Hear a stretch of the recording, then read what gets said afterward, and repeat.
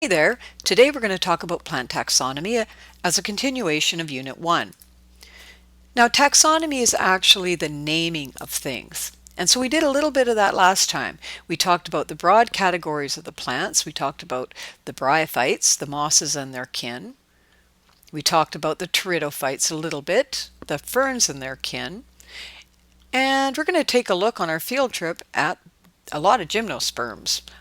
These are the conifers that we're going to see, like the pine, the cedar, Douglas fir, spruce, as well. Some of you are familiar with ginkgo or ginkgophytes.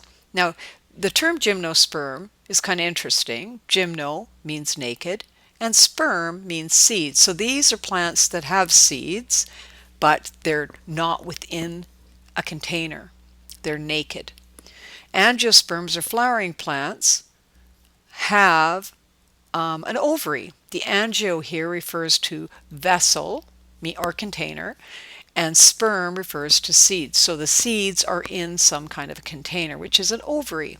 So angiosperms we think of as flowering plants, but they're also, we can consider them the fruit-bearing plants as well, because they have containers for their seeds. Now, there are rules to naming plants, the International Code of Botanical Nomenclature. There's one for animals as well. And this code gives us instructions for how to apply a name to a particular plant. So the species name, the genus name, the family name. And it's kind of important because it helps you identify a particular organism. And that's kind of important when you think about the complications of common names. So if you go around different parts of the world might have a different common name for the same plant. So for example, here is a pepper plant. Oh, and here is a pepper plant too. This is actually black pepper in the Piperaceae, and this is chili peppers in the Solanaceae. So you can see, even though they have a commonality in the common name, they're very, very different organisms, and they have scientific names. Here's another example. So you might say, oh, look at that, there's some yams, right? So if you go to the grocery store, you take a look, what should I have for dinner? Should I have sweet potato? Should I have yam? Oh, those yams look so good. Well, actually, in the grocery store, both the sweet potato and the yams are exactly the same species. They're both sweet potatoes. The picture on the left here is showing you what true yams actually look like. And so we see that sometimes the scientific names are kind of important. Okay, so let's think about some definitions. So taxonomy is the science of describing, naming, classifying organisms. Systematics is actually often used interchangeably. It's the classification of organisms into groups determined by their evolutionary relationships. And so we do want to name things and cluster things in their relatedness, right? That makes the most sense. You don't want to have things that are totally unrelated having the same name. Now, who's this, you ask? Oh, this is Linnaeus. So Linnaeus is considered the father of taxonomy. He wasn't the first actually to use the binomial system, binomial nomenclature, but he used it extensively, and he used it for plants and he used it for animals. And he wrote this book. He wrote a number of books. This one's called Species Plantarum, in which he described all of the plants known at his time. So that was 7300.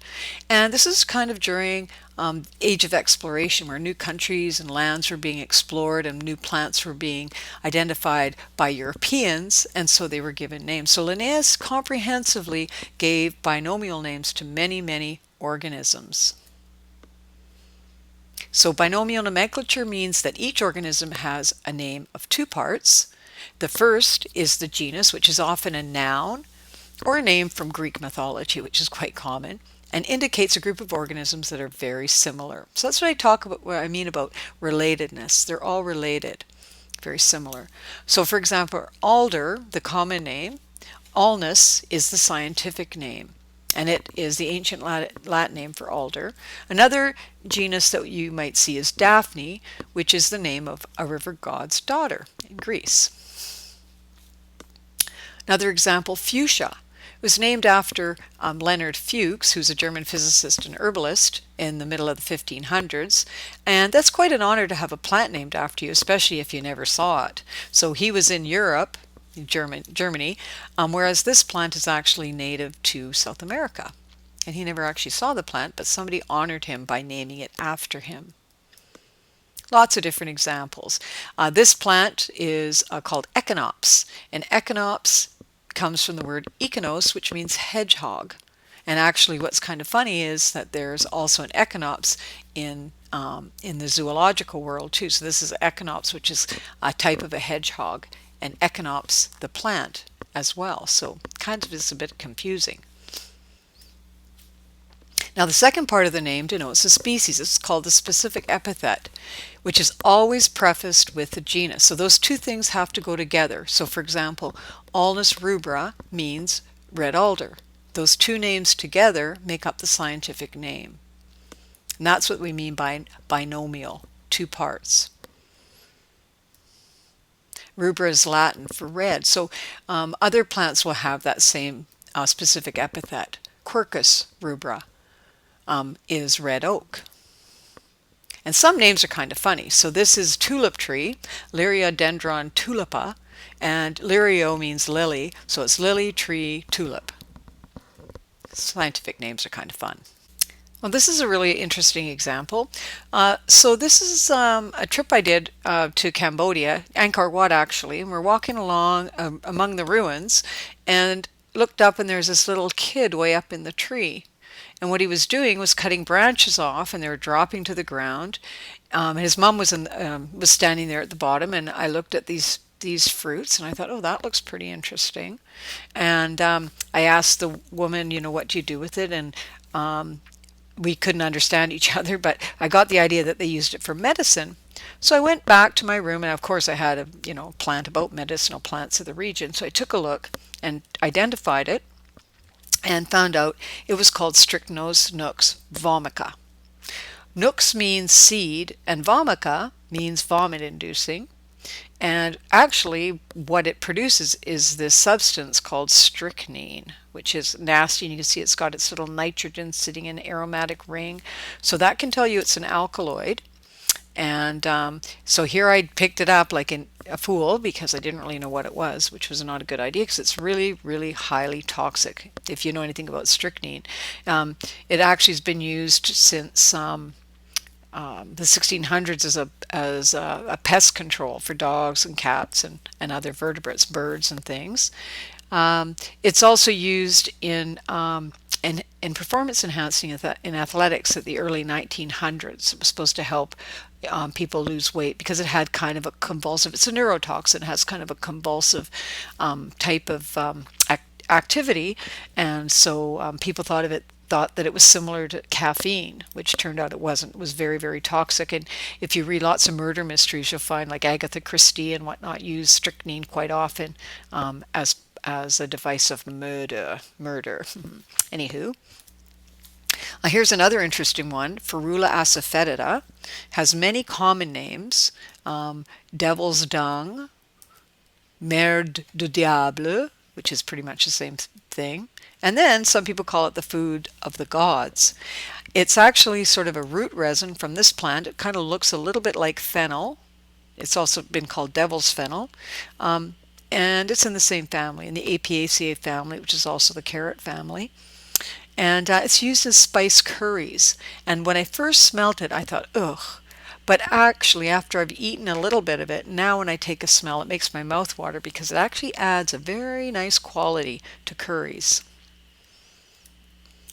Okay, so this is David Douglas. So David Douglas was a botanist in the 1800s, and he was hired by the Royal Horticultural Society to investigate North America. And he made 3 separate trips to North America to look at plants that could potentially be introduced into horticulture. And one of his biggest claims to fame was, of course, introducing Douglas fir, also known as Pseudotsuga menziesii, into Europe. Now, Douglas fir, you'll notice it's hyphenated, and that's because it's actually not a true fir. We'll talk about that later. Anyway, poor old David Douglas, great explorer, only lived to be 35 years old. So you can imagine he's going to British Columbia. He's quite the mountaineer. He's hiking around and everything, and he needs a bit of a break. So during one of his trips, his last trip, he ended up in Hawaii. And he, as I said, likes to go hiking. Well, he actually died under kind of mysterious circumstances. Evidently, he'd been, out with some fellows and he kind of showed them his wallet and that he had money in it. And he went for a hike and fell in a pitfall trap made for cattle. I guess I should say bulls because that's kind of more macho. But he ended up falling in and he got gored by the bull that was in there. The bull was still alive when they found him. But mysteriously, he ended up being discovered without much money on him.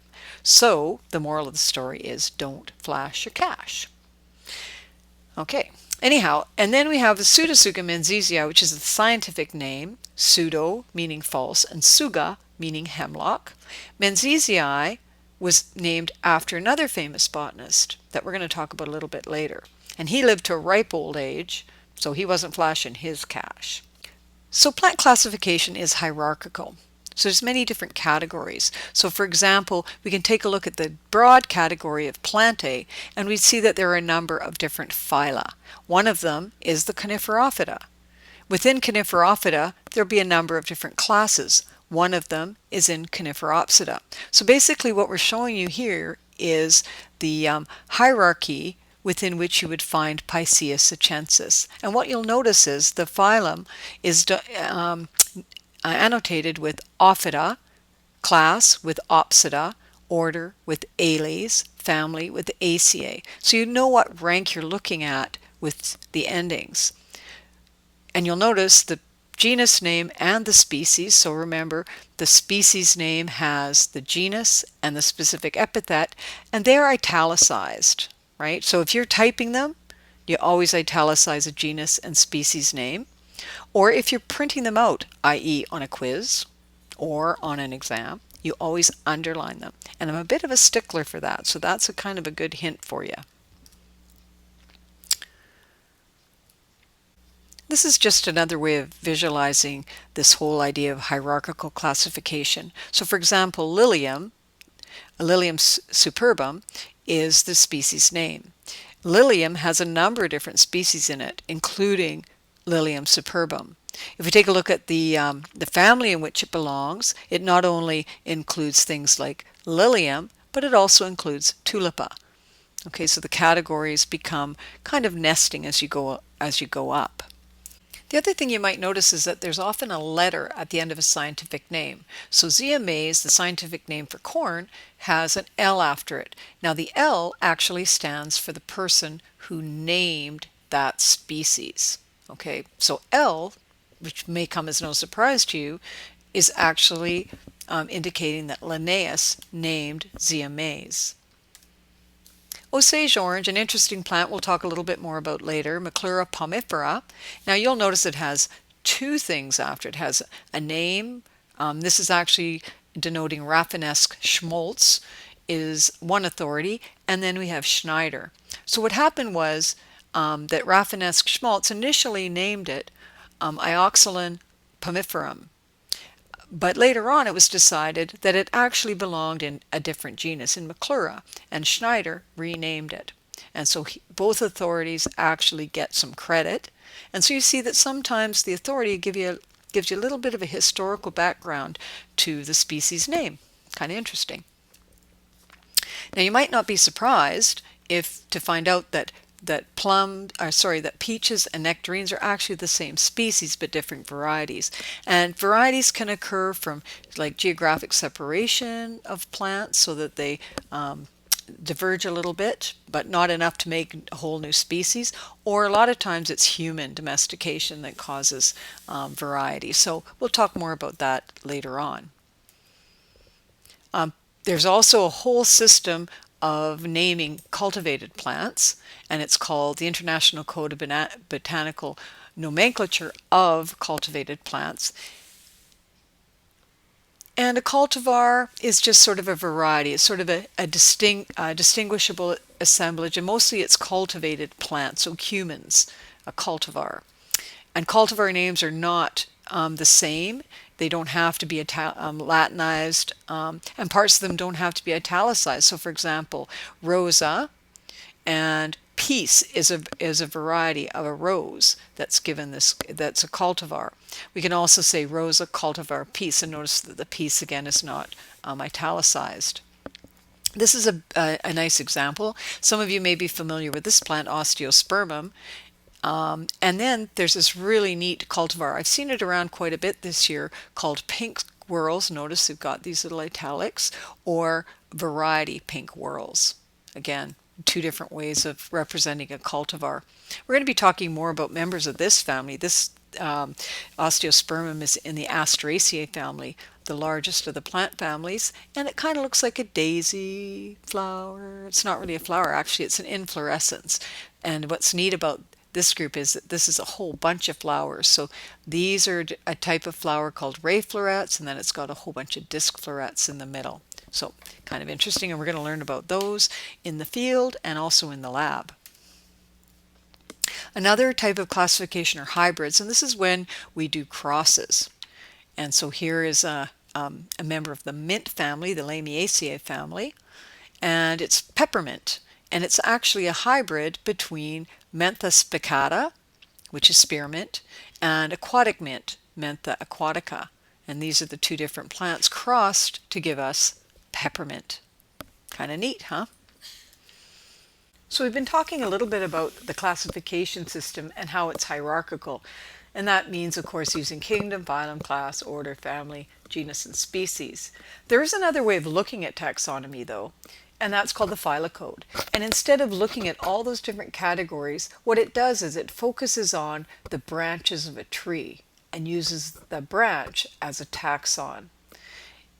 We're going to be taking a look in this course at families, and families are actually really nice branches on a tree. We're going to come back more and talk about the phyllocode system a little bit later. We're also going to be taking a look at the storing of plants, or the collections of plants, in the form of the herbarium. And the herbarium is an amazing collection. It's got the largest collection in the world of British Columbia plants. It's got the largest collection of bryophytes in Canada. And so it's a place of storing and recording plants. And it's kind of important because there's a lot of historic information, and also people are actually doing DNA sequencing or barcoding on some of these historic collections. We can take a look at them. So here, this is a typical herbarium sample. This is a rose, a Nootka rose, and they all have labels that tell when it was collected, who collected, and what's the taxonomy, and so on and so forth. Here you can see here's the original tag, and people will come along and annotate. So you get a little bit of a history as to what's gone on with this, with a particular taxon as well. So it's a really nice record of plants. So here you can see this plant here, a sand dune beside Burnaby Lake, collected in 1965. Yes, I was around then. And then it was renamed.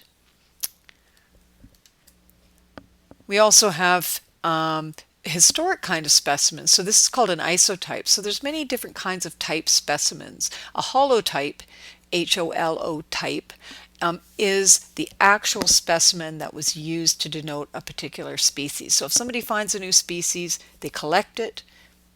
They have to use the International Code of Botanical Nomenclature and all that, but you also need a specimen, and you need to submit it into a herbarium. That's called a holotype.